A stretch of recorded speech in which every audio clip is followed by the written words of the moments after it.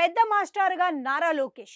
తెలుగుదేశం కూటమి ప్రభుత్వంలో నారా లోకేష్‌కి ప్రాధాన్యత కలిగిన మంత్రిత్వ శాఖలు లభించాయి.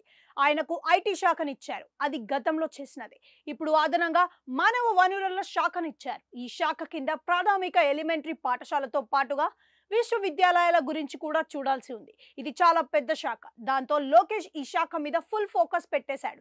ఏపీలో 1,25,000 దాటి ఉపాధ్యాయులు ఉన్నారు. వీరితో పాటు లెక్చరర్లు వేలల్లో ఉన్నారు.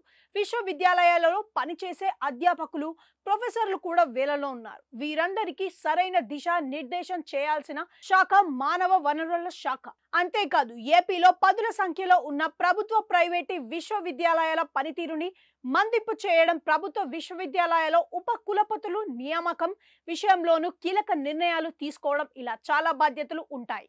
వైసీపీ ప్రభుత్వం ఫేస్ రికగ్నిషన్ నిబంధన పెట్టడంతో ఉపాధ్యాయులు వ్యతిరేకంగా మారారు అన్న ప్రచారం ఉంది. మరి ఈ విషయంలో కొత్త విద్యా మంత్రి ఏ రకమైన నిర్ణయం తీసుకుంటారో అనేది చూడాల్సి ఉంది. అలా మారుమూల ప్రభుత్వ పాఠశాలలకు టీచర్లు సక్రమంగా వెళ్తున్నారా లేదా అన్నది చెక్ చేయడానికి ఏ రకమైన నిఘా వ్యవస్థ అనుసరిస్తారో చూడాలి. టీడీపీ ఇచ్చిన కీలక హామీలలో ఒకటైన తల్లికి వందనం హామీ లోకేష్ మంత్రిత్వ శాఖలోనే వస్తుంది. దానివల్ల వచ్చే పేరు కూడా ఆయనకే దక్కుతుంది.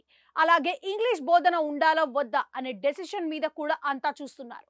బైజూస్ నుంచి కంటెంట్ తీసుకొని విద్యా బోధన చేస్తున్నామని గత ప్రభుత్వం చెప్పేది. దానిని కంటిన్యూ చేస్తారా లేదా అన్నది కూడా చూడాలి.